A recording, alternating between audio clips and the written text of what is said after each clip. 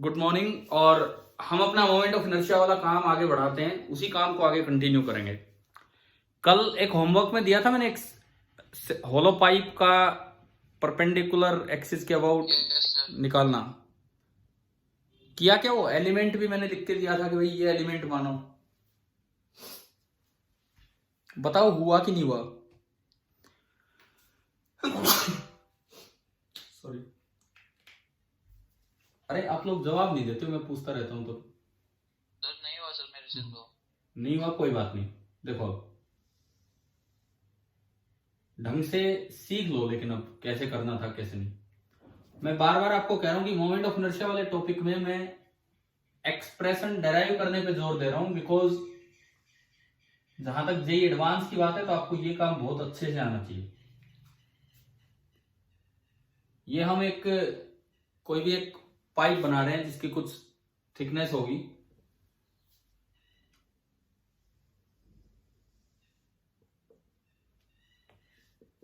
इस तरह से, और हमने माना था कि ये होलो है, बीच में गैप है।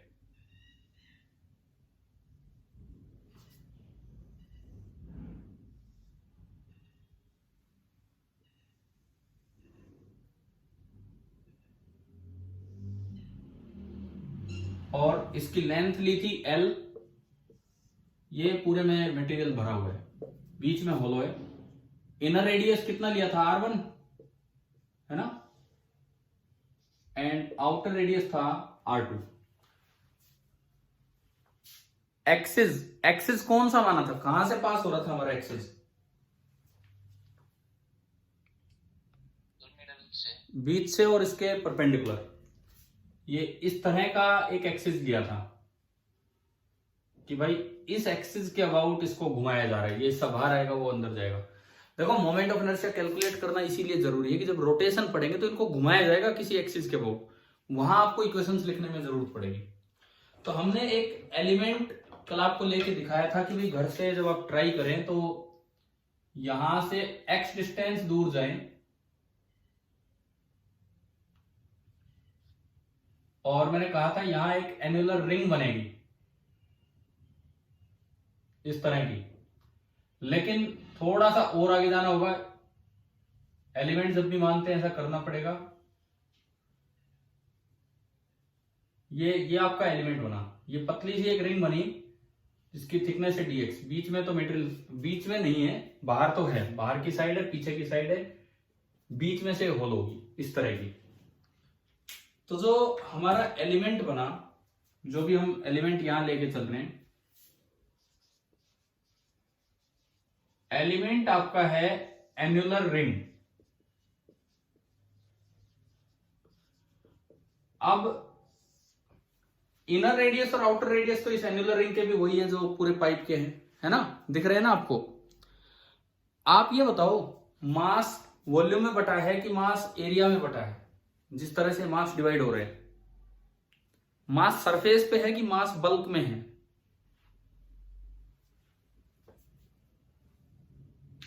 बोलो।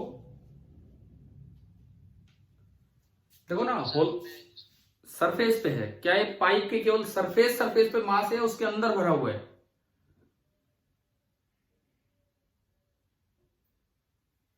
जवाब दो, जवाब दो। अंदर है। अंदर है, पूरे में अंदर है, बीच में से ही तो कट है। तो देखो यूनिटरी मेथड का यूज करके इसका डीएम निकालेंगे। कैसे? पूरे का वॉल्यूम बताओ, पूरे पाइप का वॉल्यूम जिसमें मास है वो। एक सिलेंडर का वॉल्यूम होता है पाई आर स्क्वायर एल, तो मास वाला वॉल्यूम है पाई R2 square L minus pi R1 square L. इतने वॉल्यूम में मास है कैपिटल M, जो इसका हमने टोटल मास एज्यूम किया है ना? यूनिट वॉल्यूम में होगा M अपॉन ये पाई कॉमन, L कॉमन, और बचेगा R2 square minus R1 square. अब आप ये बताओ, ये ग्रीन कलर की जो एन्युलर रिंग बनी जो हमारा एलिमेंट है, इसका वॉल्यूम कितना है? क्योंकि मुझे तो इसी का मास चाहिए। केवल मैं अगर ये वॉल्यूम देखूं dV कितना है, ये वही सिलेंडर है, वही सिलेंडर है बिल्कुल, pi into R2 square dx। बस लेंथ छोटी होगी है इसकी, जहां मास है वो तो यही वॉल्यूम होगा। बताओ समझ आया क्या कैसे लिखा है? ठीक है, मैं एक बार फिर पूछता हूं, पूरी क्लास में किसी एक बच्चे ने भी वो डेराइव किया जो मैंने कल आंसर दिया था कि ये आएगा? मींस ट्राई किया, मैं ट्राई करने की बात कर रहा हूं, हुआ नहीं हुआ एक यस सेपरेट। सर। ठीक है, तो पहली चीज तो आप मैच करते चलो कि आपने क्या चीज सही की क्या गलत की। तो मैंने एलिमेंट का डीएम निकाला, तो इतने वॉल्यूम का ये, एक का ये, तो मुझे चाहिए pi into R2² minus R1² into dx volume का मास, तो वो होगा m upon pi into R2² minus R1² into L multiplied by pi into R2² minus R1² into dx। ये पूरी टर्म ही कैंसिल होगी और dm बचा m by L into dx। तो मेरे पास dm आ गया m by L into dx। एक बार ये बताओ, क्या ये स्टेप आ गया समझ? पहला स्टेप, ठीक है। कितने बच्चों ने ये सही निकाला था? चाहे आप लास्ट तक गए नहीं गए, ये वाला स्टेप सही किया था कल? Yes sir. ठीक है, पहला स्टेप हमारा हुआ। उसके बाद मुझे डीआई लिखना है। अब देखो, ये जो रिंग है, एनुलर रिंग, अगर मैं इसको अलग से देखूं तो अब इस थिकनेस को इग्नोर करो, ये तो डीएम निकालने के लिए थी। तो ये एक ऐसी रिंग है यूं, inner radius R1 outer radius R2। मैं तो ये जानता हूं कि इस एक्सिस के अबाउट, कल पढ़ा था हमने, इस एक्सिस के अबाउट इसका फॉर्मूला क्या होगा मोमेंट ऑफ इनर्शिया का, इस एक्सिस के अबाउट जो इसके बीचों बीच जाती है, सेंटर से जो एक्सिस पास होती है परपेंडिकुलर। बोलो यार, इसके अबाउट आपने डीआई लिखना सीखा था कल। m/2 की जगह आ जाएगा dm/2 और रेडियस वही है R1² प्लस R2²। हाँ जी बोलो, ये स्टेप आया समझ? क्या लिखा हमने? Yes sir. ठीक है, डीएम की वैल्यू मैंने पुट की, तो di1 इस एक्सिस के अबाउट आया, di1 m/l, एक 2 अलग है, एक dx लास्ट में लिख देंगे, R1² प्लस R2² dx। लेकिन क्या फाइनल आपको इस एक्सिस के अबाउट निकालना है, फाइनल मोमेंट ऑफ इनर्शिया? नहीं ना। तो आप सबसे पहले इस रिंग का इस ब्लू कलर के एक्सिस के अबाउट निकाल के दिखाओ। कैसे निकालेंगे? सबसे पहले तो इसके डायमीटर में पहुंच जाओ कि भाई एक एक्सिस इसका डायमीटर है, ये देखो, ये बनेगा, ये इसका डायमीटर बनेगा। पहले डायमीटर के अबाउट लिखो, मैंने कल आइडिया दिया था कि कैसे जाने। आपको पता है कि जब डिस्क का हम लिख लेते हैं तो डायमीटर के अबाउट कैसे निकालते हैं using perpendicular axis theorem. Using perpendicular axis theorem diameter के अबाउट कैसे निकालते हैं बताओ? अगर डिस्क का mr²/2 होता था सेंट्रल परपेंडिकुलर एक्सिस के अबाउट, तो डायमीटर के अबाउट क्या याद है आपको? mr²/4 आया था। Yes sir. कैसे आया था वो? आप दो डायमीटर मान लो, दो परपेंडिकुलर डायमीटर, एक ये और एक ये, दोनों डायमीटर और दोनों के प्लेन में ऑब्जेक्ट है, और तीसरा एक्सिस परपेंडिकुलर है, जेड एक्सिस। तो by perpendicular axis theorem D about diameter, D इसलिए कि छोटा सा एलिमेंट है, प्लस डी अबाउट दूसरा डायमीटर, तो twice of D about diameter बराबर हो जाएगा di1 जो आपने निकाला। इसका मतलब डी अबाउट डायमीटर जो निकल के आया इस एलिमेंट का, डी अबाउट डायमीटर जो निकल के आया इस एलिमेंट का, वो और 2 से डिवाइड हो गया, m/4l into R1² plus R2² dx। बताएं, ये स्टेप आ गया समझ? हाँ जी भाई। Yes sir. ठीक है, ये वाला स्टेप क्लियर हुआ ना? मैं बार बार इतना प्रयास क्यों कर रहा हूं, इंटीग्रेट नहीं कर रहा, क्योंकि पहली बार एक क्वेश्चन में ऐसा हो रहा है कि हमें एलिमेंट ऐसा मानना पड़ रहा है जिसका मोमेंट ऑफ इनर्शिया डायरेक्ट उस एक्सिस के अबाउट नहीं आ रहा जिसके अबाउट हमें चाहिए, बल्कि कहीं और ही हम घूम रहे हैं। तो अब मैं चलूं उस एक्सिस की तरफ, उस एक्सिस की तरफ मैं चलूं। बताओ, अब मैं जो मेन एक्सिस है जो ब्लू कलर वाला, उसके अबाउट डी लिखूं, फिर जाके इंटीग्रेट करूंगा। कैसे लिखूं मैं डी इस ब्लू वाले के अबाउट? नितिन सर। हाँ जी सर, रिकॉर्डिंग करवा दो ना यार, नेटवर्क नहीं है। मैं कर रहा हूं रिकॉर्डिंग। कर रहे हो आप? हाँ ठीक है। ठीक। सुनो, रिकॉर्डिंग मैं आपके हर वीडियो की करता ही हूं, आपको पता है ना। ये तो बच्चों से पूछ रहा हूं मैं। ठीक है, इसीलिए तो मैं वो डाल पा रहा हूँ, इसीलिए दो मोबाइल लगा रखे हैं यहाँ पे, एक में लाइव चल रही है, एक में रिकॉर्ड। अब देखो आप, ये रेड कलर ये रहा, तो ये दूसरे के अबाउट, तो ये दूसरा एक्सिस तो यहां से पास हो रहा है ना, यहाँ कहीं से, समझ रहे हो क्या? ये मेन है जिसके अबाउट मुझे एलिमेंट का निकालना है। ठीक है, अब ये बताओ इस एलिमेंट का इसके अबाउट कैसे निकालूं मैं? अब कौन सी थ्योरम का यूज करूं? Parallel axis theorem. अब मुझे यूज करना पड़ेगा पैरेलल एक्सिस, क्योंकि मेरे लिए मेन है ये। अगर मैं इसे वाई वाई डैश बोलूं, तो अब मैं जो एलिमेंट का डी निकालूंगा about Y Y dash, that is equal to, देखो इस सवाल में आपने जो नई बात सीखी है, इस सवाल में आपने जो नई बात सीखी है वो यही सीखी है कि अगर एलिमेंट आप मानते हो तो उसका भी मोमेंट ऑफ इनर्शिया पहले आपको मेन एक्सिस के अबाउट लिखना पड़ेगा, जिसके अबाउट टोटल निकालना है, नहीं तो सीधा इंटीग्रेशन से पार नहीं पड़ेगी। अब बताओ भाई इनमें कौन सी थ्योरम लगाऊं, इसमें और इसमें? ये डी डायमीटर के अबाउट है, बोलो यार, जवाब दो, देखो इतना टाइम वेस्ट मत करो। अगर मुझे पैरेलल एक्सिस थ्योरम, अगर मुझे ये पता है तो इसका निकल जाएगा, लेकिन कौन सा axis centre of mass of the element से पास हो रहा है? डी डायमीटर पास हो रहा है सेंटर ऑफ द एलिमेंट से, या Y Y dash? Diameter centre of mass से पास हो रहा है एलिमेंट के, या वाई वाई डैश पास हो रहा है?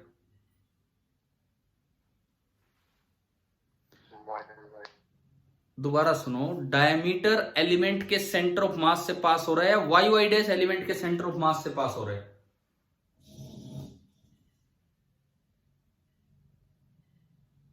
पैरेलल एक्सिस थ्योरम जब भी लगाते हैं तो दो एक्सिस पैरेलल हो और कम से कम एक एक्सिस सेंटर ऑफ मास से पास हो। ये पढ़ा था कि नहीं हमने? तो बताओ कौन सा एक्सिस एलिमेंट के सेंटर ऑफ मास से पास हो रहा है, डायमीटर या वाई वाई डैश?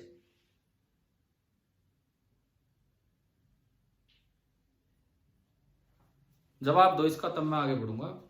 कौन सा एक्सिस एलिमेंट के सेंटर ऑफ मास से पास हो रहा है, डायमीटर या वाई वाई डैश?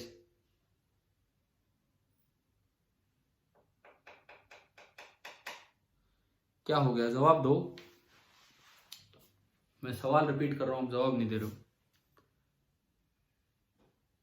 कौन सा एक्सिस एलिमेंट जिसका आप डी लिख रहे हैं उस एलिमेंट के सेंटर ऑफ मास से पास हो रहा है, डायमीटर या वाई वाई डैश?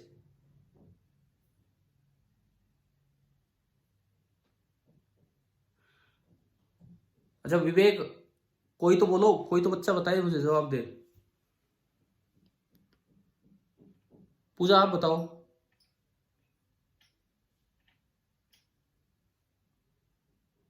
बोलिए पूजा, बोलिए, जवाब दीजिए इसका। डायमीटर। हाँ फिर ठीक है, इतनी देर इस पे मत अटकाओ मुझे। तो डायमीटर, अब एक बच्चे ने शुरू में जवाब दिया वाई वाई डैश, वो तो भाई पूरे के सेंटर से पास हो रहा है, मुझे तो एलिमेंट का डी लिखना है, तो उसके सेंटर से ये पास हो रहा है।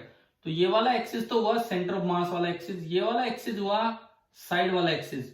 अब अगर आपको याद हो पैरेलल एक्सिस थ्योरम, तो D about Y Y dash कैसे लिखें? पैरेलल एक्सिस थ्योरम की मैं बात कर रहा हूं। D about Y Y dash कैसे लिखें? साइड वाला एक्सिस बराबर सेंटर ऑफ मास वाला एक्सिस प्लस समथिंग। अब वो प्लस क्या आएगा वो बताओ, गलत नहीं बोलना है, प्लस क्या आएगा वो बोलिए। प्लस क्या आएगा बोलो।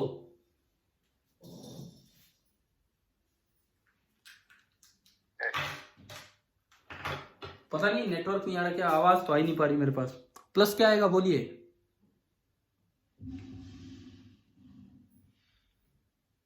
पूजा आप ही बोल लो, क्या क्या आएगा? मुझे और किसी की आवाज सुन ही नहीं पा रही, कौन क्या बोल रहा है क्या नहीं, कुछ बोल भी रहा है तो। प्लस आता है मास इंटू डिस्टेंस का स्क्वायर।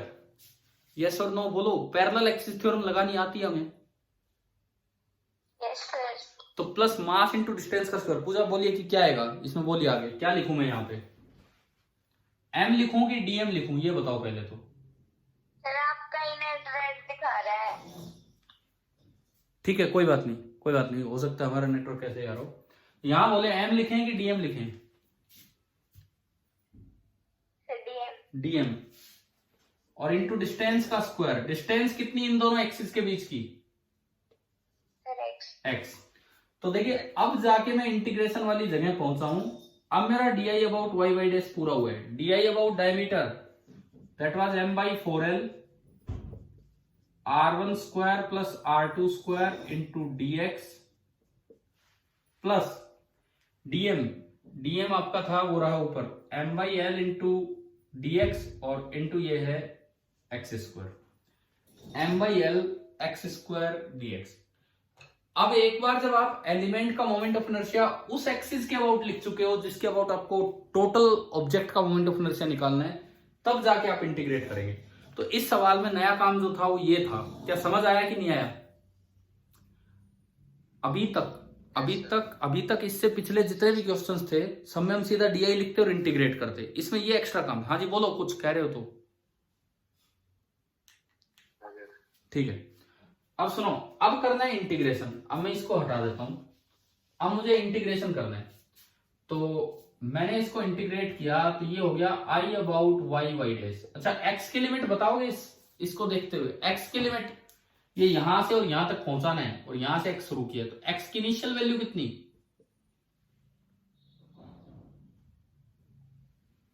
और एक्स की फाइनल वैल्यू कितनी? एक्स की इनिशियल वैल्यू होगी -l/2 और एक्स की फाइनल वैल्यू कितनी होगी? l/2, है ना भाई? समझ आ गया होगा? ठीक है। तो हमने देखो पहला इंटीग्रेशन किया तो m/4l तो constant, r1 square plus r2 square भी कांस्टेंट इंटू dx, और वो ओनली इंटीग्रल dx बचा -l/2 से लेके l/2 plus second term m/l constant, second आपकी यही टर्म बची है ना, plus dm into X square. तो m/l इंटू कॉन्स्टेंट और ये एक्स स्क्वायर dx का इंटीग्रेशन क्या होगा? x³/3 -l/2 से लेके l/2। चलो जी इसमें पुट करके और finally I Y Y dash आप निकालिए कि क्या आ रहा है।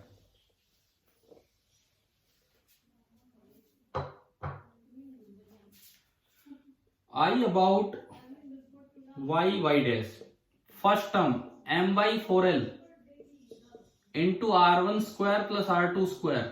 अच्छा इंटीग्रल dx तो होगा x, और x में जब आप लिमिट पुट करोगे l/2 माइनस l/2 तो प्लस हो गया। कितना आ गया बताओ? l आया? आ गया? समझ आ गया? l/2 माइनस l/2 जुड़ के l हो गया। बताओ समझ आया कि नहीं आया? ये वाला पहला। और दूसरा इंटीग्रेशन है m/3l तो है।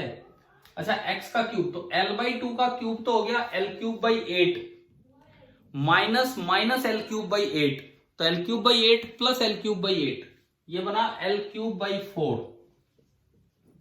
अब देखो एक l से एक l यहां गया और एक l से एक l वहां कटेगा, तो आई अबाउट दिस परपेंडिकुलर एक्सिस ये निकल के आ रहा है m/4 r1 square plus r2 square plus ml²/12। क्या मैंने कल आपको यही आंसर दिया था कि नहीं? बताओ कि यही आंसर दिया था कि नहीं कल? हाँ भाई समझ आ गया? प्रूफ समझ आ गया कैसे होना था ये सवाल? ठीक है। अब सुनो इसको आप विजुलाइज करो। ये तो एक एन्युलर रिंग है, ये तो एक एन्युलर रिंग है और ये एक रोड है। तो इस एक्सिस के अबाउट दो तरह का डिस्ट्रीब्यूशन है। इस एक्सिस के अबाउट दो तरह का डिस्ट्रीब्यूशन है मास का। इस एक्सिस के अबाउट दो तरह का डिस्ट्रीब्यूशन है मास का। एक तो एन्युलर रिंग की तरह मास को फैलाया गया है और फिर एक रोड की तरह फैलाया गया है जिसके सेंटर से पास हो रही, इसलिए दोनों इस तरह से बन के आए हैं ये रिजल्ट। चलिए फिर इसमें ही मैंने एक काम और दिया था आपको, केवल एक थ्योरम लगवाने के लिए। क्या एक और एक्सिस दिया था निकालने के लिए? क्या यहां से बोला था कि यहां से कोई एक्सिस पास होगा तो ये टेंजेंशियल यूं इसके अबाउट निकालना है?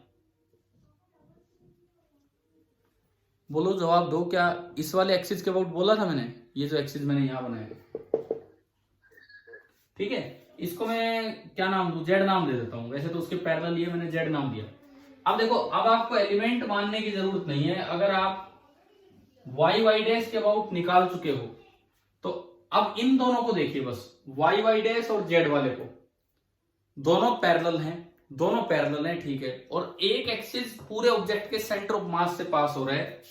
तो by parallel axis theorem, parallel axis theorem अगर आप लगाएंगे तो देखिए क्या आ रहा है, आई अबाउट जेड एक्सिस बराबर सेंटर ऑफ मास से पास होने वाला I Y Y dash plus total mass M है अब इस पूरे का, और इन दोनों के बीच की दूरी है L/2 का स्क्वायर। आपने पुट किया ये वाला m/4 R1 square plus R2 square plus ml square by 12 and plus ml square by 4। तो यह आ गया m/4 R1 square plus R2 square and plus ये जुड़ के आ जाएगा, एलसीएम लोगे तो ml स्क्वायर बाई 3, जैसे एक रोड के साइड से एक्सिस पास हो रहा हो। अभी बताओ, कल जो होमवर्क में जो क्वेश्चन मैंने अलग से दिया था, क्या आपको ये समझ आ गया है कि नहीं, किस तरह से करना था? ठीक है, ये कोई फॉर्मूला नहीं है यार, यूं तो कितने ही याद किए जाओ आंसर्स, डायरेक्ट विजुलाइज कर सको तो आप अपने तरीके से देखना। असल में तो ये क्वेश्चंस चल रहे हैं कि मोमेंट ऑफ इनर्शिया कैलकुलेशन कहां कहां पूछा जा सकता है, किस तरह से आपसे करवाया जा सकता है। अब मैं एक दो और क्वेश्चंस आपसे पूछता हूं। जैसे मान लो अगला सवाल, अभी मोमेंट ऑफ इनर्शिया पे ही कुछ क्वेश्चंस ही हम लेंगे, कोई रोटेशन नहीं, केवल मोमेंट ऑफ इनर्शिया कैलकुलेशन इस पे बस।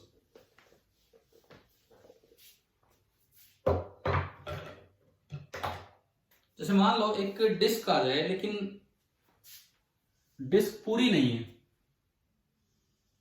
सेक्टर दे रखा है एक छोटा सा पार्ट सर्कल का, ये एंगल दे दिया थीटा, ये पूरे में यूनिफॉर्म प्लेन पार्ट है, इसका रेडियस है r, ठीक है, इसका मास है m, this is a uniform, this is the sector of a uniform disc, sector of a uniform disc. अब जो एक्सिस है इसके सेंटर से ही पास हो रहा है और इसके परपेंडिकुलर है, यूं है, मतलब एक्सिस इसके परपेंडिकुलर, इस तरह से समझ गए हो ना, जैसे डिस्क के परपेंडिकुलर सेंटर से बनाते थे वो। आपको ये बताना है भाई इस एक्सिस के अबाउट इसका मोमेंट ऑफ इनर्शिया क्या होगा अगर ये एंगल थीटा है तो। क्या सवाल आपको समझ आ चुका है? एक डिस्क पूरी होती, अगर एक डिस्क पूरी होती तो उसके सेंटर के अबाउट जब आप निकालते तो mr²/2 होता है। सपोज ये तो ट्रांसपेरेंसी है, ये डिस्क पूरी होती, यहां पे मैं कुछ लगा रहा हूं, ये अगर ये डिस्क पूरी होती तो mr²/2, लेकिन इस डिस्क का बस छोटा सा पार्ट, थीटा एंगल का पार्ट लिया है, लेकिन उसका मास m है और रेडियस r है। तो आपको ये बताना है कि इसका मोमेंट ऑफ इनर्शिया क्या होगा। बताओ, सोच के बताओ, कोई एलिमेंट मानने की जरूरत नहीं है।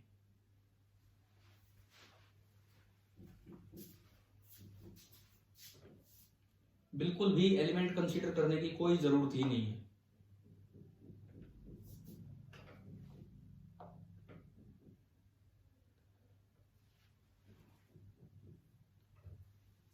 देखो, इसको आप यूं देखिए, इसको आप यूं देखिए, क्या अगर डिस्क होती है ये होती, उस मास के डिस्ट्रीब्यूशन में और इस मास के डिस्ट्रीब्यूशन में क्या कोई भी फर्क है? एक्सिस के अबाउट, एक्सिस के अबाउट मैं क्या कहना चाह रहा हूं, देखिए, अगर मैं एक्सिस से किसी भी स्मॉल एक्स दूरी पे गया और मैंने एक छोटा सा पार्ट माना dx थिकनेस का,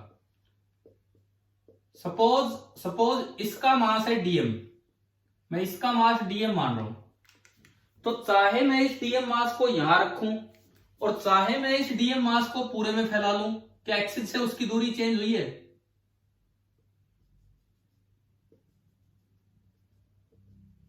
बताओ, जो मैं दिखाना चाह रहा हूं आपको यहाँ पे, उस बात पे ध्यान दीजिए। ये मैंने कोई एक dx लेंथ थिकनेस में एक dm मास माना।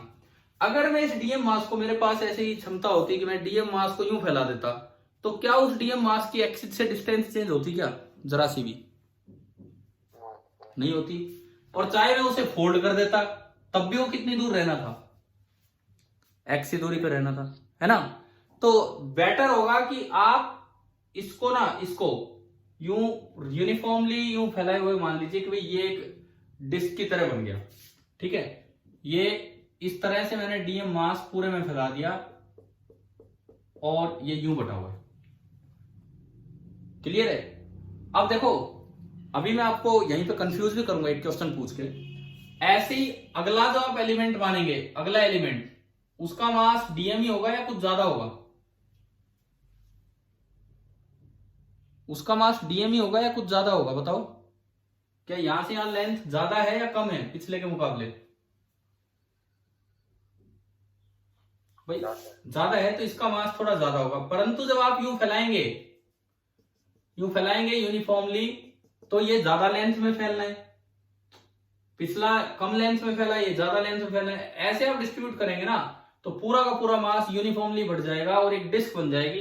तो इसका मोमेंट ऑफ इनर्शिया वही होगा जो एक डिस्क का होगा। और डिस्क का सेंट्रल एक्सिस के अबाउट क्या होता है? Total mass into r²/2। यही आपका इसका आंसर आएगा। पहला तरीका इसको देखने का ये है। एक बार बताओ, ये नहीं समझ में आया तो कोई दिक्कत ही नहीं है, हम तो अपना एलिमेंट मान के तुरंत कर देंगे। इसीलिए तो एलिमेंट की भी इतनी प्रैक्टिस करवा रहा हूं इसमें। कि ये मेथड आया क्या समझ? ठीक है। अब फिर दूसरा दिमाग में यह आता है कि भाई जब मैंने यूं फैलाया है तो मैं इसको यूं समेट भी सकता हूं। यहां का मास समेटा, यहां का मास समेटा, यहां का मास समेटा, सारा मास समेटा, तो क्या है कि ये रोड नहीं बन गई? रोड, बताओ, एक आर लेंथ की रोड नहीं बन जाएगी ये? और एक्सिस यहां से पास हो रहा है और रोड के साइड से तो जब एक्सिस जाता है, तो हम पढ़ के आए हैं कि उसका मोमेंट ऑफ इनर्शिया होता है ml²/3। तो ये भी होना चाहिए। आया क्या समझ? तो यूं फैलाते हो तो लगता है ये आंसर आएगा, यूं फैलाते हैं तो लगता है ये आंसर आएगा। कौन सा सही है और कौन सा गलत है? जब आप इसको यूं समेटोगे ना, यूं समेटोगे, तो देखो यहां थोड़ा सा मास आके सिमटा है, यहां ज्यादा मास आके सिमटा है, यहां और ज्यादा मास आके सिमटा है, बाहर और भी ज्यादा मास। तो ये यूनिफॉर्म रोड बनेगी कि नॉन यूनिफॉर्म? Non uniform. जबकि ये फॉर्मूला किसके लिए वैलिड होता है? यूनिफॉर्म रोड के लिए। तो ये वाला फॉर्मूला नहीं लगेगा। तो आगे से आप ये याद रखो कि कोई भी सेक्टर, डिस्क का एक सेक्टर आए और आप उसको रीडिस्ट्रीब्यूट, अगर एक्सिस सेंटर से पास हो रहा है, तो अगर एक्सिस सेंटर से पास हो रहा है, परपेंडिकुलर एक्सिस है, तो आप उसको रीडिस्ट्रीब्यूट कर सकते हैं बिल्कुल वैसे ही जैसे वो डिस्क है। और अगर इतना सब दिमाग में ना आए, सपोज क्वेश्चन आ गया और ये चीजें हम नहीं सोच पा रहे हैं, तो भाई फिर तरीका तो वही है। देखो आंसर तो जो है वो है ही mr²/2 ही आएगा। फिर आपका तरीका ये होना चाहिए कि आपने ये एक डिस्क ले रखी है, डिस्क का एक सेक्टर ले रखा है थीटा एंगल पे, ठीक है, एक्सिस यहां से पास हो रहा है। तो क्या करेंगे, यहां से किसी एक्स रेडियस पे जाएंगे, थोड़ा और आगे जाएंगे, फिर इसका एरिया लिखेंगे। एरिया कैसे लिखेंगे? देखो ये लेंथ तो हो जाएगी x इंटू थीटा और ये dx, तो एरिया हो गया x थीटा इंटू dx, ठीक है। फिर सेक्टर का जो एरिया होता है, सेक्टर का एरिया पूरा half into r² into theta.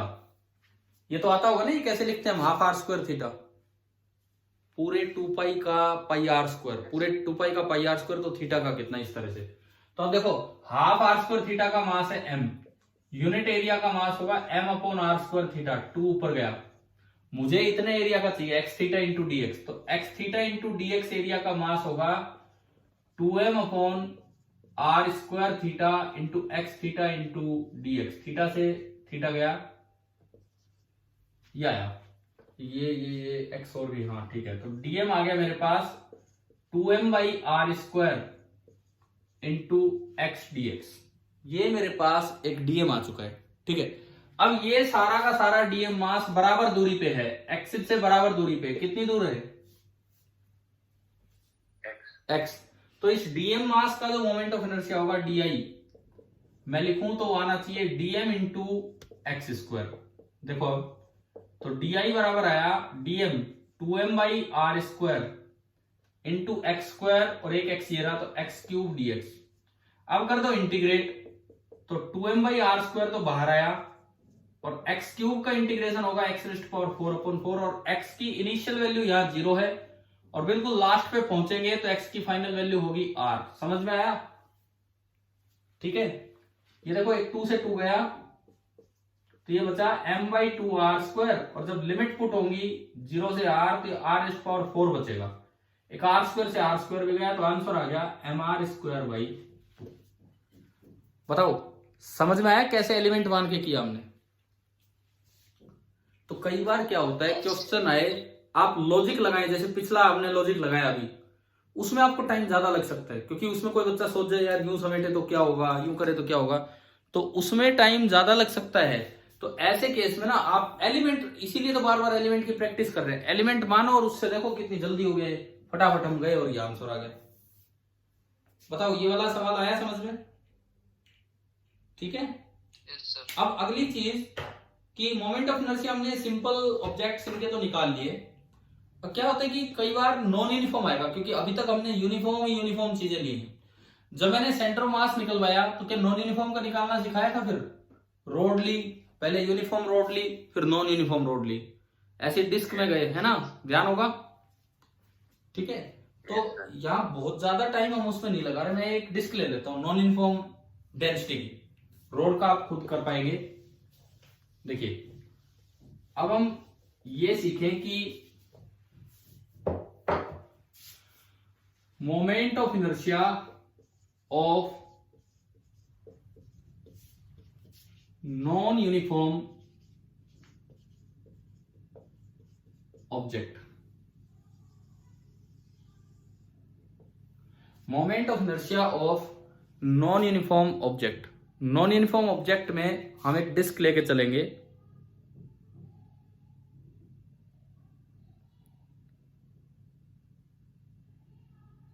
आज होस्ट मैं ही हूं क्या इस मीटिंग का?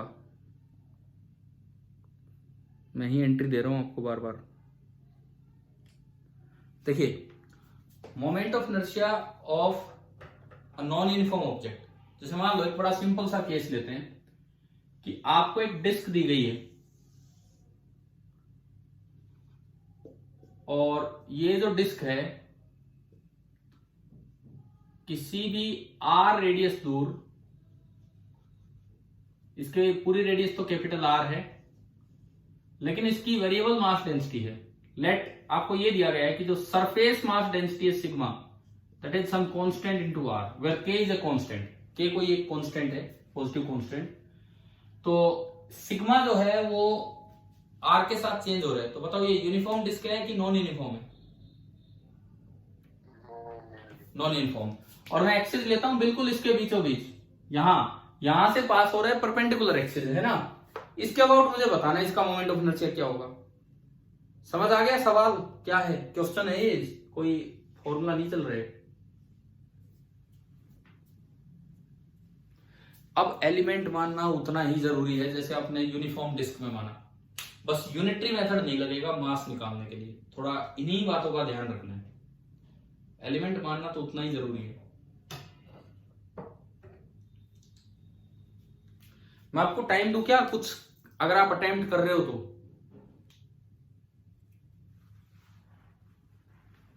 बताओ या मैं ही करवाऊं? दो ऑप्शन है, या तो आप 2 से 4 मिनट आप ट्राई कर रहे हो, या फिर मैं ही इसे सीधा स्टार्ट करूं। कर रहे हो तो करो, एलिमेंट मानो, बस यूनिफॉर्म नहीं है तो यूनिटरी मेथड मत लगाना डीएम निकालने के लिए, बाकी सेम है।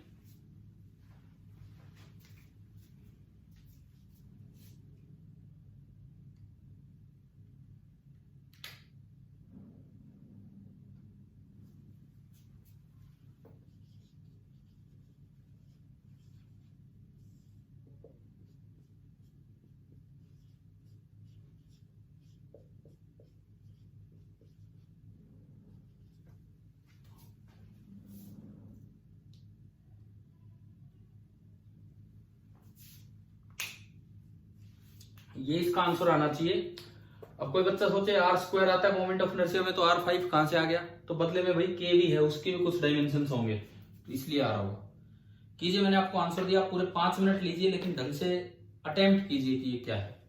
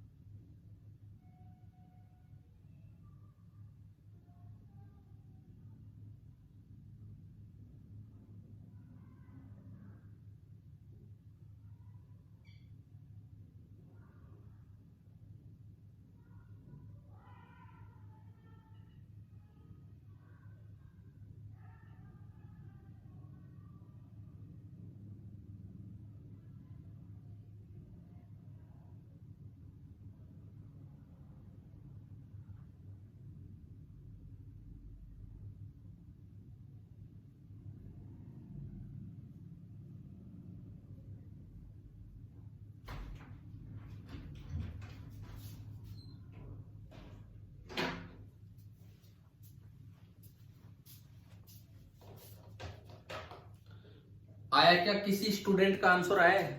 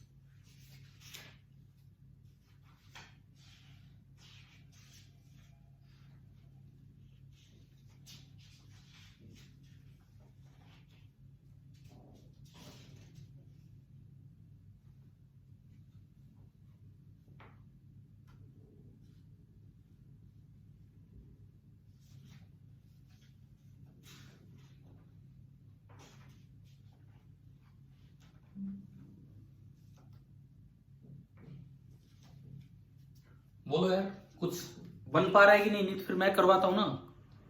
एक बार सर नहीं हुआ? देखें सर। ठीक है, ठीक है, ठीक है, ठीक है, ठीक है।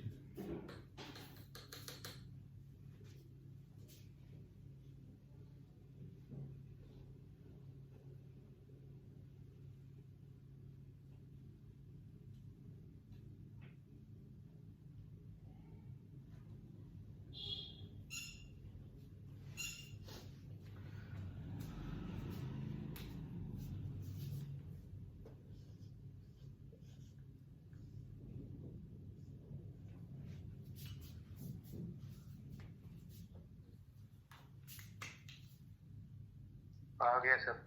आ गया? ठीक है, बहुत अच्छी बात है। किसका है नाम बताना? हर्षित। एक मिनट, नाम बोलो, मैंने नाम नहीं सुनाई दिया। हर्षित? हर्षित आपने किया है, ठीक है। देखो यार, बाकी बच्चे भी सुनो, आ जाना चाहिए। अब एलिमेंट मानो, सबसे पहले तो आर डिस्टेंस पे जाके थोड़ा और आगे जाओ। आर डिस्टेंस पे जाके थोड़ा और आगे जाओ, डी आर।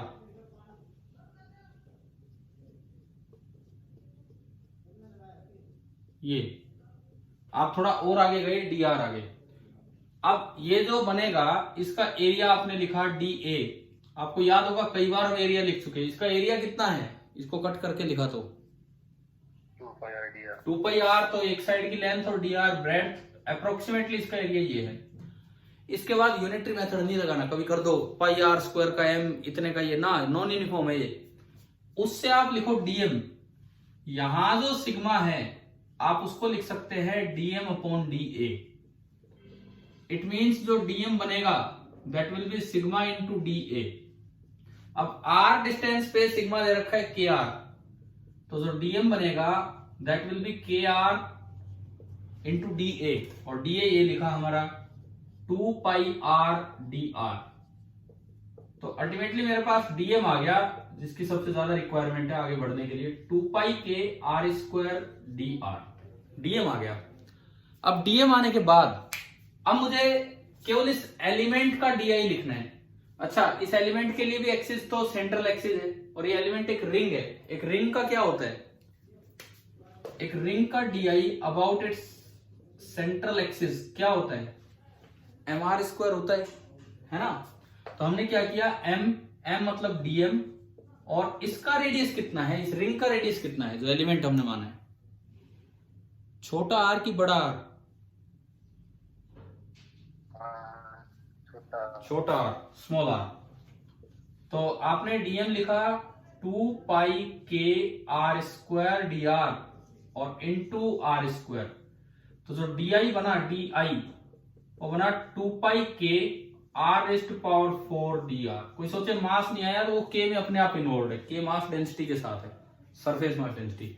अब आई चाहिए तो इसका इंटीग्रेशन कर दो, तो 2 पाई कॉन्स्टेंट, के कॉन्स्टेंट, और ये बचा R raised power 4 D R. और लिमिट आपको दिख रही है यहां से कि आर की इनिशियल वैल्यू तो है 0, और जब आगे बढ़ोगे तो पीछे का हिस्सा अपने आप कवर हो रहा है, तो पीछे जाने की जरूरत नहीं है लिमिट में। R final is capital R, तो आपकी लिमिट लगी 0 टू कैपिटल आर, और आर रेस्ट पावर 4 का होगा आर रेस्ट पावर 5 अपॉन 5, और लिमिट पुट करोगे तो ये 5 तो बाहर आया, पाई के, और वो बचेगा कैपिटल आर रेस्ट पावर 5। अब आप बताओ नॉन यूनिफॉर्म का कैसे करना है। एलिमेंट तो वही मानना पड़ा हमें, बिल्कुल सेम जो प्रूफ में किया था। समझ आ गया भाई सभी बच्चों को, बताओ ठीक है।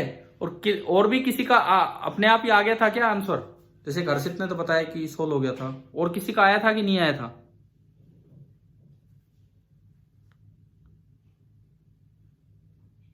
हाँ जी, मैं पूछ रहा हूं आपसे, कुछ जवाब दीजिए।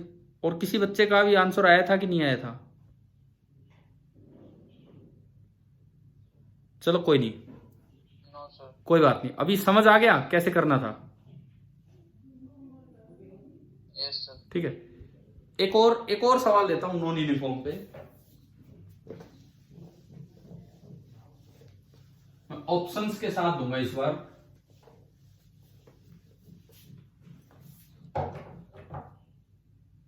देखिए यूं दिया है कि मोमेंट ऑफ इनर्शिया, ये आपको निकालना है, of a non uniform circular ring. Uniform नहीं है, पहले ही बोल दिया कि भाई नॉन यूनिफॉर्म सर्कुलर रिंग है, ठीक है। Having mass m, total mass आपको दे दिया m है, एंड रेडियस r, जो उसका सर्कल का रेडियस है वो r दिया है। अब किस एक्सिस के अबाउट निकालना है, अबाउट एन एक्सिस, ऐसे भी लिख सकते हैं अबाउट अ लाइन, बात एक ही है। एक लाइन, एक एक्सिस लेना है जो कि परपेंडिकुलर है उसके प्लेन के, perpendicular to its plane, and passing through its centre is. कोई डायग्राम नहीं, आपको बस यहीं से जज करना है कि क्या होगा। पहला ऑप्शन एम आर स्क्वायर, दूसरा ऑप्शन 1/4 एम आर स्क्वायर, तीसरा option 1/2 M R square, and चौथा मान लो नन ऑफ दिस। भाई ये ऐसे बताया ही नहीं जा सकता है, और कुछ नहीं दिया, बस खाली नॉन यूनिफॉर्म बोला है, इतना बोला है।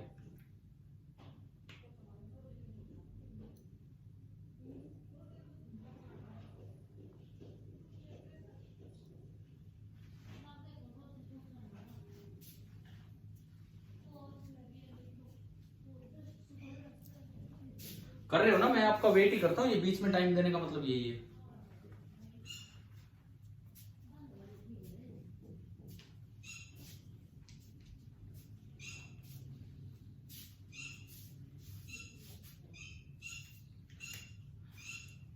वैसे बताओ दो मोस्ट प्रोबेबल आंसर कौन से हैं कि या तो ये होगा या ये होगा, ABCD में से जो दो सबसे ज्यादा चांस है जिनके आने के?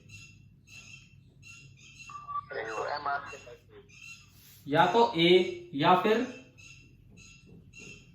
ए आएगा। A ही आएगा। ठीक है, सही है, A इसका आंसर है। फिर इसका क्या कोई रोल ही नहीं था क्या नॉन यूनिफॉर्म का? यूनिफॉर्म का पढ़ा था हमने, तो यूनिफॉर्म सर्कुलर रिंग का MR² होता है। देखिए ये रिंग है, ये इसका एक्सिस है, perpendicular to its plane and passing through its centre.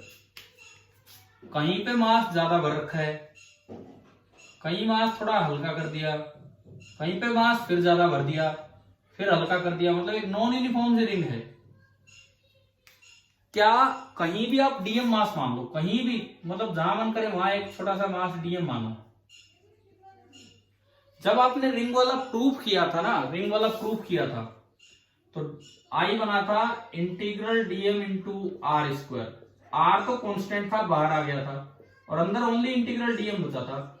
Integral DM तो M ही होगा, इंटीग्रल DM तो M ही होगा, चाहे वो मास यूनिफॉर्मली बटा हो, चाहे वो मास नॉन यूनिफॉर्मली बटा हो। समझ में आया?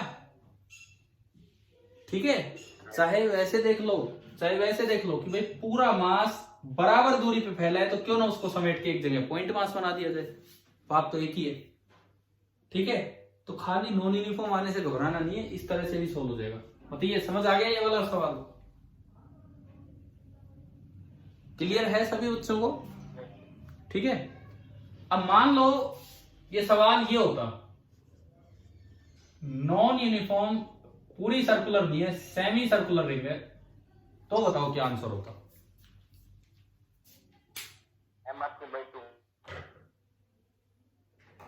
थोड़ा सा सोच के।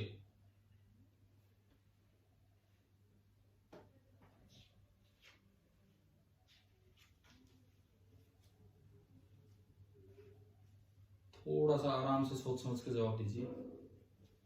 MR²/4। भाई 4 ऑप्शन मैंने तो लिख रखे हैं, 2 बच्चे 2 जवाब दे चुके हैं, एक ये 4 वाला, एक ये 2 वाला। और कोई क्वेश्चन रिपीट करना। क्वेश्चन ये रहा, सेम है, मैंने तो एक बस सर्कल को सेमी सर्कल किया है, और तो कुछ किया ही नहीं। MR²/4। क्या कह रहे हो? MR²/4 आएगा शायद। फिर शायद शायद लगाने का क्या मतलब है? अगर श्योर हो तो बताओ।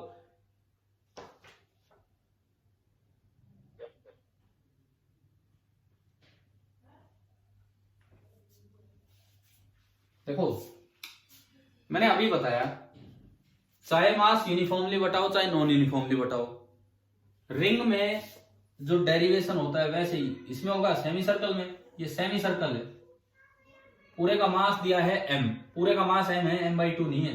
एक्सिस ये रहा, आपने कहीं भी एक एलिमेंट माना, छोटा सा एलिमेंट जिसका मास है DM और R दूरी पे है, DI लिखोगे वो होगा DM इंटू R²। I जब लिखोगे तो R² तो बाहर आ जाएगा, और इंटीग्रल DM वो तो हमेशा M ही होना है जितना इसका मास है, और इसका मास दे ही आपको M रखा है, तो MR² ही हो गया। मैं चाहे पूरे रिंग पे फैला लूं उस मास को, चाहे नॉन यूनिफॉर्म कर दूं, चाहे आधी रिंग पे फैला दूं आधा समेट के, है वो बराबर दूरी पे, तो मोमेंट ऑफ इनर्शिया थी क्वार्टर रिंग आ जाए। क्वार्टर मतलब 1/4। जब तक मास M है, जब तक मास आधा नहीं हुआ तो आप उसको आधा क्यों कर रहे हो? मास M है उतनी दूर है, तो आंसर सेम आएगा। बताइए समझ आया कि नहीं आया?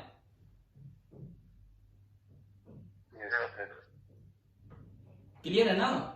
ठीक है, देखो अब ये थोड़े उस तरह के सवाल ले रहे हैं जिनमें एलिमेंट मानने की जरूरत नहीं पड़ रही है, हम डायरेक्ट देख के बता पा रहे हैं कि भाई क्या जवाब होना चाहिए क्या नहीं होना चाहिए। अच्छा एक और देखो, जैसे मान लो सर्कल की बजाय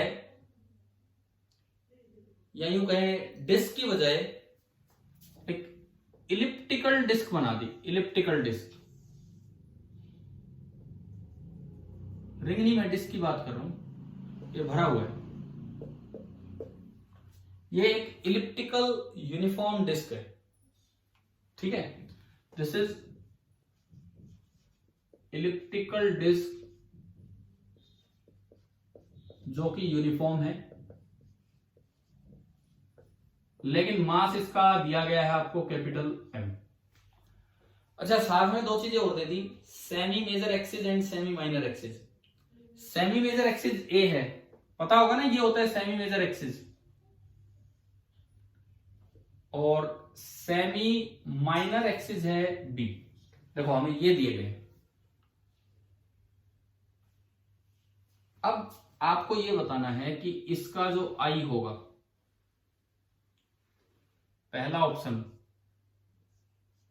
greater than M B square by two, दूसरा option greater than M A square by two, तीसरा option less than M B square by two, and चौथा option less than M A square by two. Multi correct है ये, multi correct है ये, multi correct भी आते हैं आपके जेई में। तो अब बताओ, केवल डिस्ट्रीब्यूशन को देख के आपको इसका जवाब देना है, क्योंकि हम सारे ही थोड़ी फॉर्मूले याद करते रहते हैं, क्वेश्चन तो कैसे भी घुमा फिरा के बना के आ सकता है। एक तो बी होगा, एक तो बी होगा,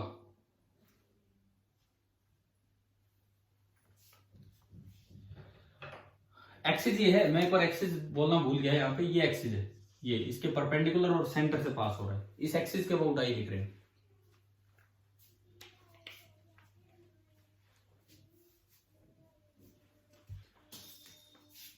पहले देखो, यूं देखो, एक मिनट देखो, छोटी सी बात है, मैं वेट कर रहा हूं 2 मिनट, आप जवाब दे दो, या तो दो ऑप्शन सही है, इनमें से 2 गलत है, 2 सही है।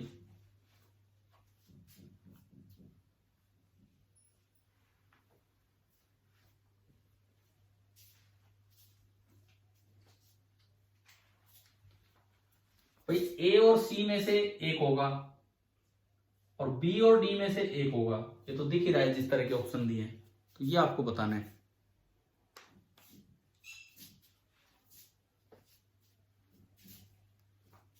तो देखो, इन सवालों के लिए मोमेंट ऑफ इनर्शिया की वैसी समझ आनी चाहिए, मैथमेटिकल की बजाय फिजिकली ये क्या चीज है। डिस्ट्रीब्यूशन, एक दिन मैंने एक चीज बताई थी, डिस्ट्रीब्यूशन जितना दूर होगा एक्सिस से, मोमेंट ऑफ इनर्शिया उतना ही ज्यादा होगा, कम होगा।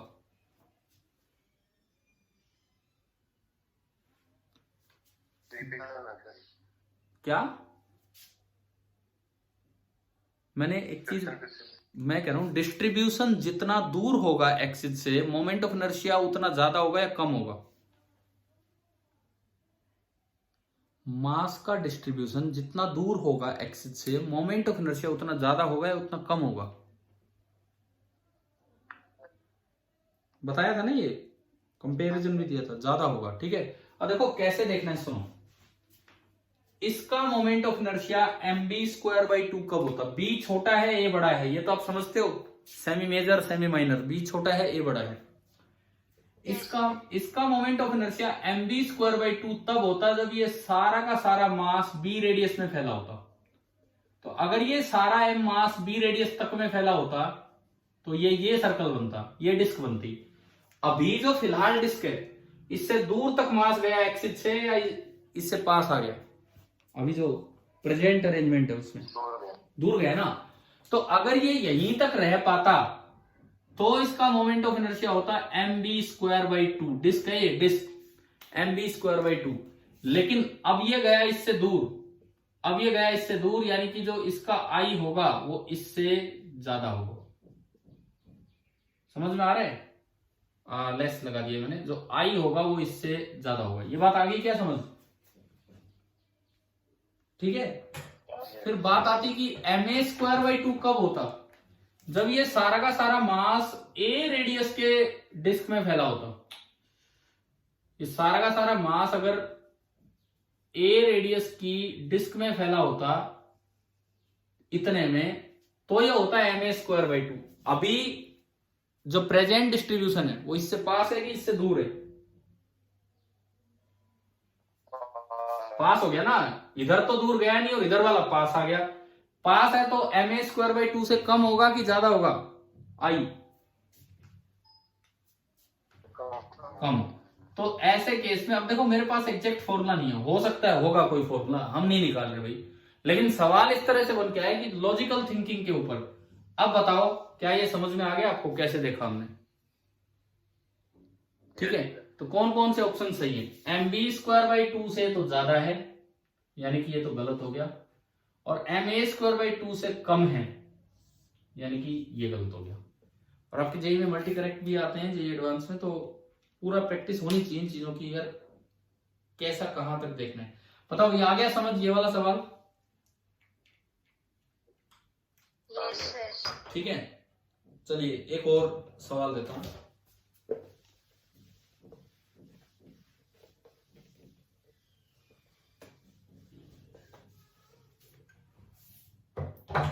मान लो आपको दो रोड्स दी गई हैं, ये दो रोड्स हैं, और इनके बीच में कुछ भी एंगल दिया गया है थीटा। टू यूनिफॉर्म रोड्स आपको ये दे रखी हैं, ये पॉइंटेड है ऊपर कॉमन पॉइंट पे, दोनों की लेंथ L है, मास M है। लेंथ दोनों की L है, मास दोनों का M है, और दोनों यूनिफॉर्म है, और यहां से हिंज कर रखा है, इनको बांध रखा है। अब आपको मोमेंट ऑफ इनर्शिया बताना है, फिर से मैं वही एक्सिस देता हूं, ये समझ गई होगी एक्सिस, यहां से अंदर की तरफ जा रहा है, यहां से अंदर की तरफ परपेंडिकुलर है और इस पॉइंट से पास हो रहा है, तो इसके अबाउट मोमेंट ऑफ इनर्शिया क्या होगा? चार ऑप्शन दूं? वही एक्सेप्ट रिजेक्ट वाला काम चल रहा है, वही एक्सेप्ट रिजेक्ट वाला। पहला ऑप्शन 1/3 ml², दूसरा ऑप्शन 2/3 ml², तीसरा ऑप्शन 1/12 ml², एंड चौथा ऑप्शन डिपेंडेंट ऑन थीटा। तीन ऑप्शन है इंडिपेंडेंट ऑफ थीटा, और एक चौथा ऑप्शन आपको दिया है डिपेंडेंट ऑन थीटा। तो ये आपको बताना है।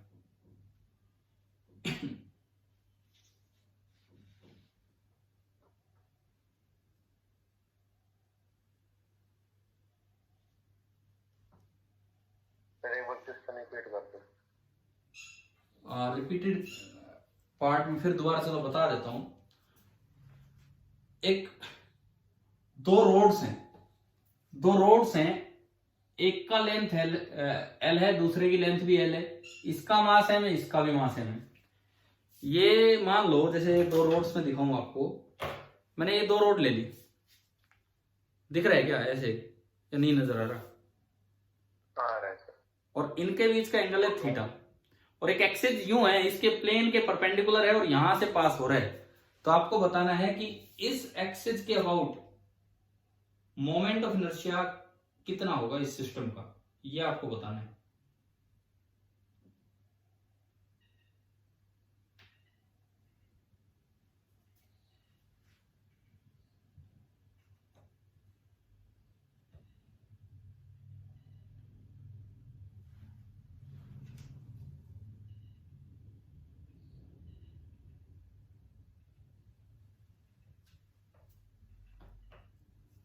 बताओ।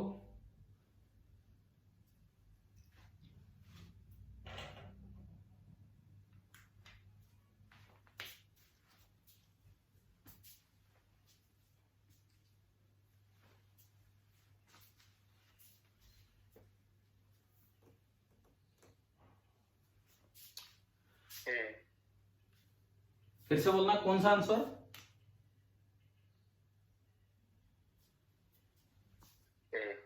ए।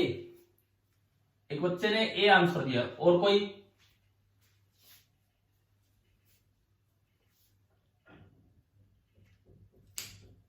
आप लोग आंसर बहुत कम दे रहे हो, जैसे जितने स्टूडेंट्स है क्लास में उसके हिसाब से आंसर तो बहुत कम दे रहे हैं। मैं आज स्टार्टिंग से मैं क्वेश्चंस लेके चल रहा हूं, बट आंसर्स इतने नहीं आ पा रहे। करते हो ना क्लास के साथ साथ?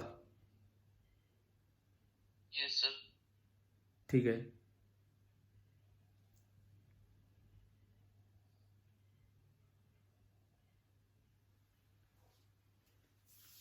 देखो यार, सुनो सुनो, मोमेंट ऑफ इनर्शिया स्केलर है कि वेक्टर है? स्केलर। तो उसमें कोई वेक्टर सम तो होना नहीं है। एक्सिस यहां से पास हो रहा है ऐसे, तो पहले एक रोड देखो, इस रोड के लिए भी एक्सिस उसके एक एंड से पास हो रहा है, एंड से पास हो रहा है और परपेंडिकुलर है रोड के परपेंडिकुलर है और एंड से पास हो रहा है। तो बताओ आई क्या होगा, कैसे लिखे?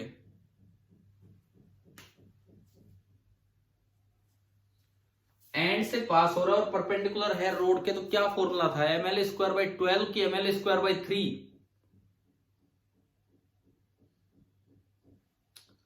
जवाब दो। अगर एक्सिस एक रोड के परपेंडिकुलर हो और एंड से पास हो तो क्या फॉर्मूला होता है मोमेंट ऑफ इनर्शिया का?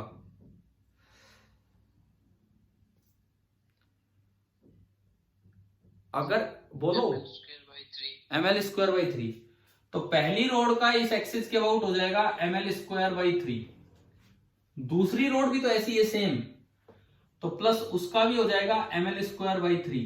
टोटल कितना हो गया? क्या आंसर आएगा? 2ml²/3। तो आंसर आया बी। समझ में आ गया?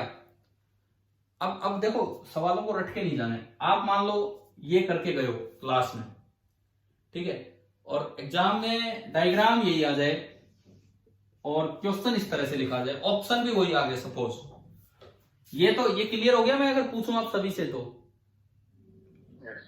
थीटा का कोई रोल ही नहीं है। थीटा का रोल इसलिए नहीं है कि रोड ने एक्सिस के साथ थीटा नहीं बना रखा, दोनों रोड्स ने अलग अलग एक्सिस के साथ कितना एंगल बनाया हुआ है? दोनों रोड्स ने एक्सिस के साथ तो 90 डिग्री बनाया हुआ है, तो मेरे काम का तो वो एंगल है, रोड्स के बीच के एंगल का मुझे क्या मतलब? ठीक है। अब मान लो, देखो मैं थोड़ा सा घुमा के क्वेश्चन दे रहा हूं, थोड़ा सा चेंज करके, घुमा के नहीं बस थोड़ा सा चेंज करके। ये डायग्राम है, वो ऑप्शन है, और आपको दिया जाए कि a uniform road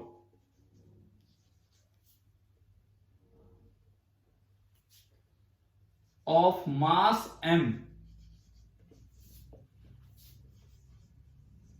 and length l। अब थोड़ा हम चेंज कर रहे हैं सवाल को। एक यूनिफॉर्म रोड है, मास m है और लेंथ l है, is bent at the middle point. उसको मिडल पॉइंट से बेंड कर दिया एज शोन, जैसा कि आपको डायग्राम में ये दिख रहा है, ठीक है। और अब बताना है आपको कि भाई इस एक्सिस के अबाउट, ये वही एक्सिस है, इसके परपेंडिकुलर है, अब बताना है कि आई क्या होगा।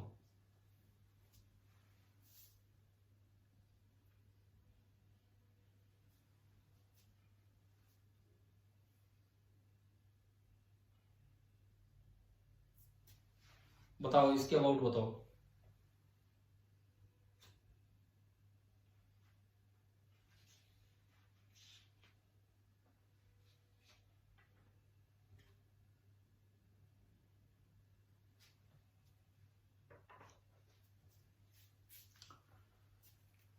आज की क्लास में आपको बार बार मौका मिल रहा है सवाल करने का, जवाब देने का।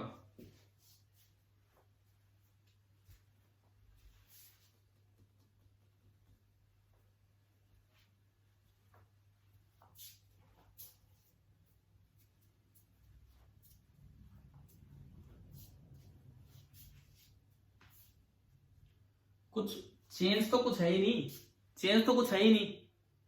बस पिछली बार एक साइड का मास एम लेंथ एल थी, दूसरी साइड का मास एम लेंथ एल। इस बार आपको सोचना है कि वो मास एम और वो लेंथ एल क्या चेंज होगी, बस ये सोचना है, और कुछ है ही नहीं।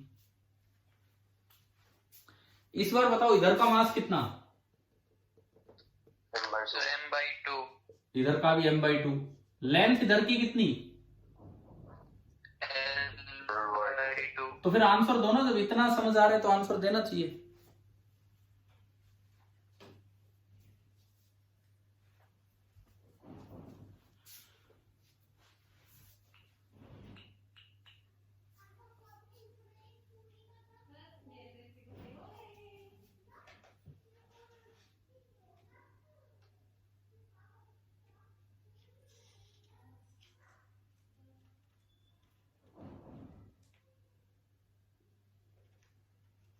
सर सी।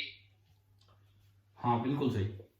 अब देखो सी एक अनएक्सपेक्टेड सा ऑप्शन है। बच्चे सोचते हैं यार सी तो तब होता है जब 12 तो नीचे तब आता है जब परपेंडिकुलर बाइसेक्टर से पास हो, है ना। कोई तुक्का मारेगा ना, जैसे किसी के पास टाइम नहीं है या हो नहीं रहा, तुक्का मारने वाला 3 सोचता है नीचे, 12 तो सोचता ही नहीं है। क्या आपका सी आ गया कि नहीं? और मैं थोड़ा वेट करता हूं, अगर नहीं आया है तो बताओ।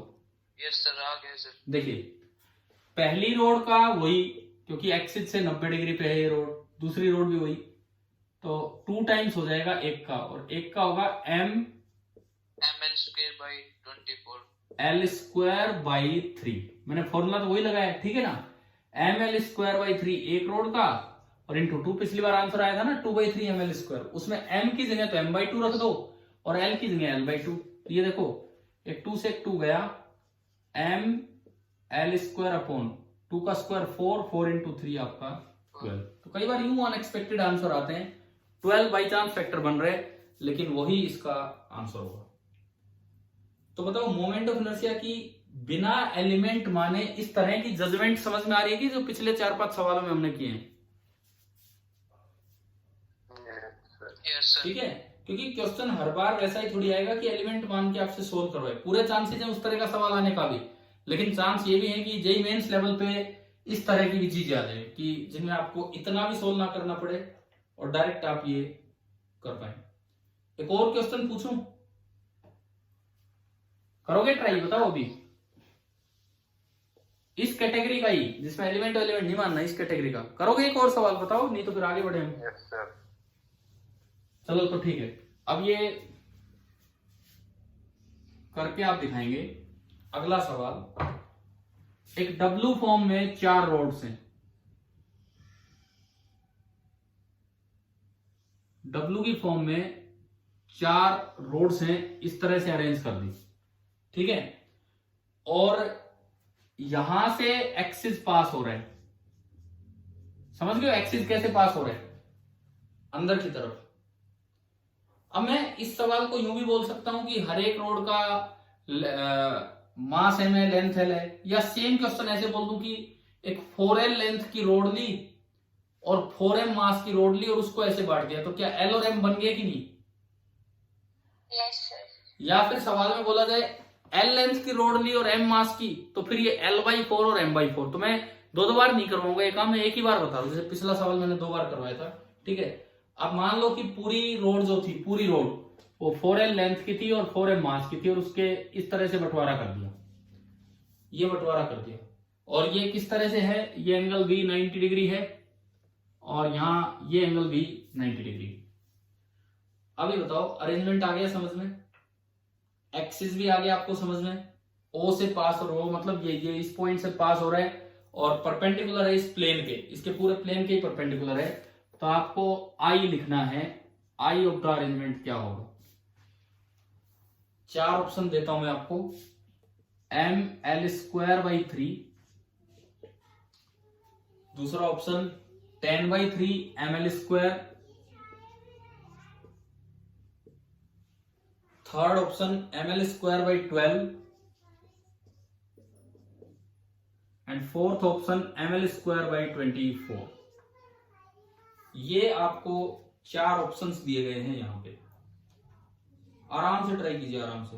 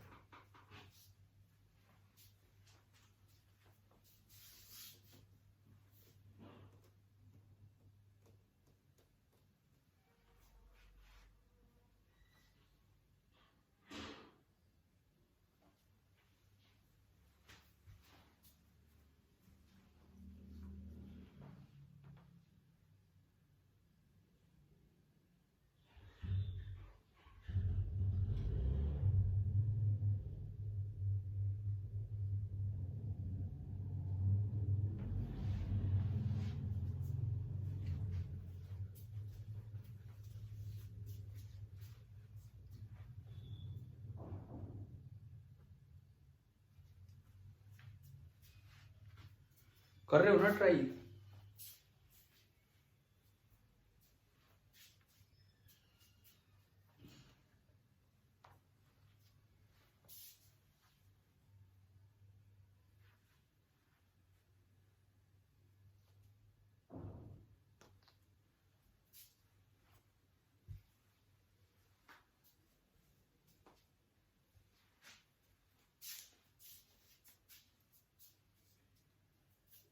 बताओ किसी का कोई आंसर आया हो तो।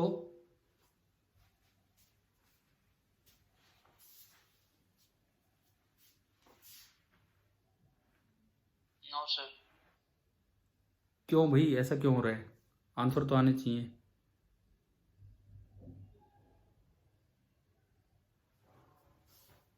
राहुल कुमार, राहुल कुमार यार, मैंने तो आपका नाम आज ही देखा है।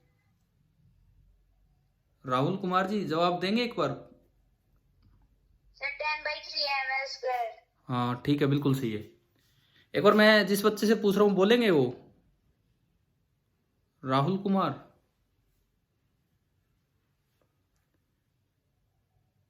मैं इसलिए पूछ रहा हूँ, मैंने आपका नाम आज ही देखा है।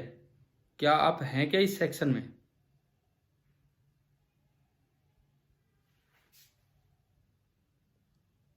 Rahul Kumar +1 non medical B में हैं क्या?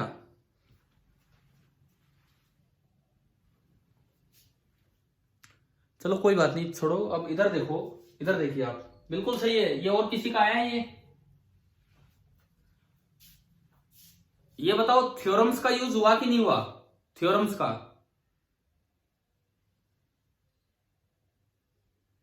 हाँ जी, 10/3 ml² आंसर आया। क्या जो थ्योरम्स हमने पढ़ी उनका यूज किया कि नहीं किया?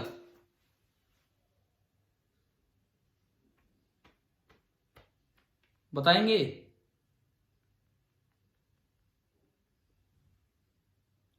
आपने आंसर बोला है, मैं आपसे पूछ रहा हूं थ्योरम्स का यूज हुआ कि नहीं हुआ?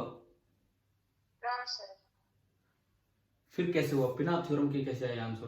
क्या कुछ थोड़ा बहुत तुक्का इन्वॉल्व है क्या इसमें? मतलब कई बार क्या होता है, तुक्का भी, पूरा तुक्का भी नहीं होता लेकिन थोड़ा तुक्का होता है, वो उस तरह का काम है क्या? अभी लगभग ये आएगा, ऐसा कुछ हुआ है? चलिए ठीक है, मैं समझाता हूं, देखिए। और अगर बिना थ्योरम हो रहा है तो मुझे भी बताना, अगर कोई मेथड हो यहाँ पे और भी आसान मेथड। अभी देखो, मैं रोड्स के नाम दे रहा हूं 1, 2, 3 एंड 4, और इस एक्सिस के अबाउट आपको मोमेंट ऑफ इनर्शिया लिखना है। I2 के लिए ये एक्सिस सेंटर एज से पास हो रहा है, एज से। I2 के लिए ये एक्सिस एज से पास हो रहा है, और इसके तो बताओ परपेंडिकुलर है, तो I2 कितना होगा?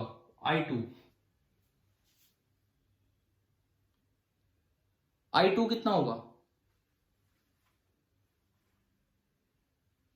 अरे I2 बोल ही नहीं रहे आप। क्या मैं लिख सकता हूं क्या ml²/3?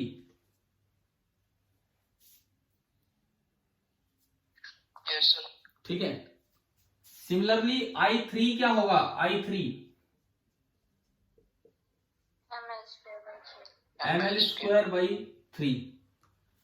अब बचा I1 और I4, बचे I1 और I4, वो सारे ml²/3। Sir 4 ml²/3। 4 ml²/3 कैसे?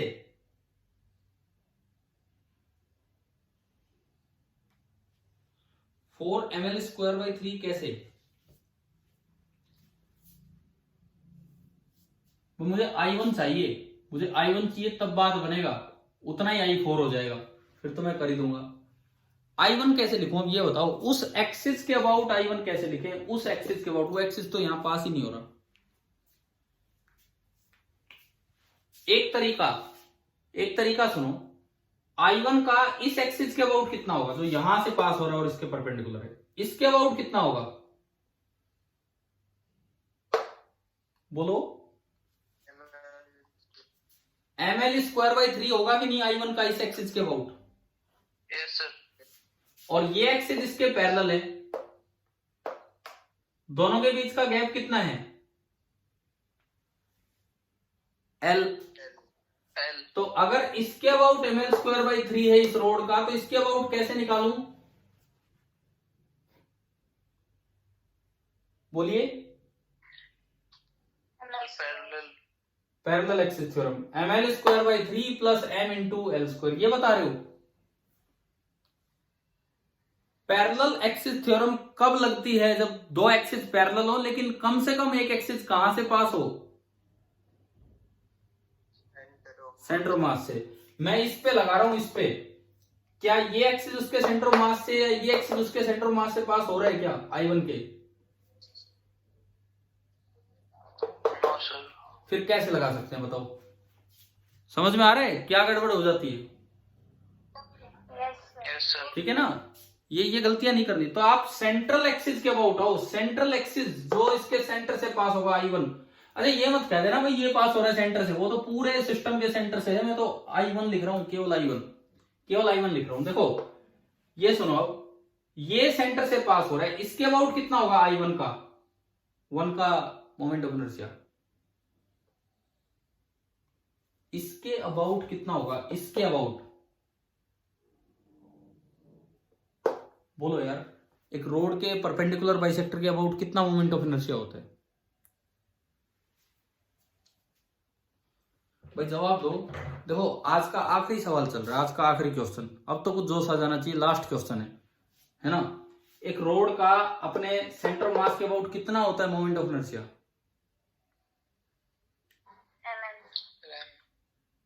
m कोई l, ml²/3।